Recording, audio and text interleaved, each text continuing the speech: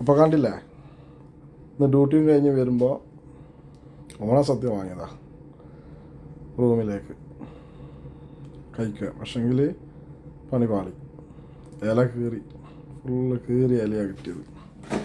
പക്ഷേ ഈ കീറിയ ഇല വെച്ചിട്ട് എങ്ങനെയാണ് കഴിക്കുന്നതെന്ന് കൂടി ഞാൻ കാണിച്ചു തരാം. ഇതിൻ്റെ ഉള്ളിൽ എന്തെല്ലാം ഉള്ളത് തിരിയണ്ടേ? ചോറ്, വെള്ളം, സാമ്പാർ, പച്ചടി, കിച്ചടി, പപ്പടം, പിന്നെ പഴം, പിന്നെ വറുത്തായി, ഐറ്റംസൊക്കെ കുറേ ഉണ്ട്. പക്ഷെ ഇതാണ് സംഭവം, ഇല നമ്മളെ ചതച്ചു. അപ്പോൾ ഈ ഇല വെച്ചിട്ട് എങ്ങനെ കഴിക്കേണ്ടതെന്നുള്ളത് പറഞ്ഞുതരാം. പലരുടെ അവസ്ഥ ഇത് തന്നെയായിരിക്കും. പ്രവാസി റൂമുകളിൽ ഇങ്ങനെ ചോറ് പാർസൽ വാങ്ങിക്കൊണ്ടു വന്നാൽ ഇതായിരിക്കും ചിലപ്പോൾ സ്ഥിതി.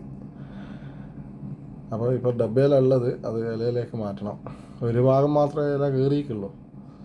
അപ്പം തൽക്കാലം പ്ലേറ്റ് വെച്ച് അഡ്ജസ്റ്റ് ചെയ്ത് ബാക്കിയെല്ലാം സൈഡിലേക്ക് വെച്ച് അങ്ങനെ ഇന്നത്തെ ഓണസദ്യ നമ്മൾ കഴിക്കാൻ പോകാം. പിന്നെ പ്രഥമനുണ്ട്, എല്ലാ ഐറ്റംസും ഉണ്ട്.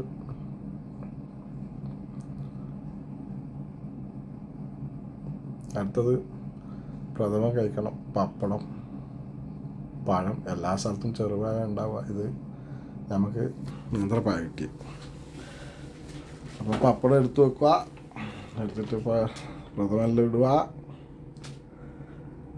പഴം ഞമണ്ടിയാ കിട്ടുന്ന പഴമല്ല എന്നാണ് തോന്നുന്നത്. എന്നാലും ഒന്ന് ഞമണ്ടി നോക്കാം. കിട്ടിയ ഊട്ടിയല്ലേ ചട്ടി,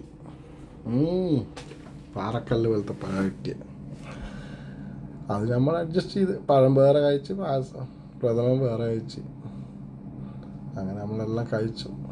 അതുകൊണ്ട് എല്ലാവർക്കും ഓണാശംസകൾ.